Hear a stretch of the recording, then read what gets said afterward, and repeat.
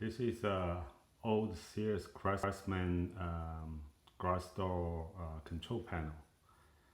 The LED is keep blinking.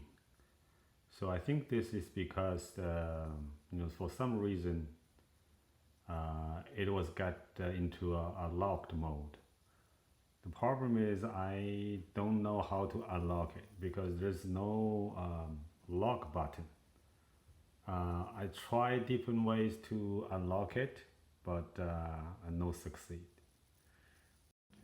The early problem actually turns out to be very easy to resolve. All I need to do is to reprogram this remote control. So after I reprogrammed my remote control, and you can see the LED stop blinking.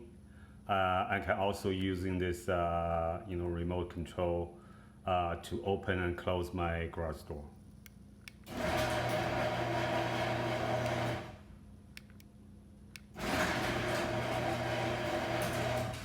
So as you can hear, the garage door is operating okay, and this remote control is also working well.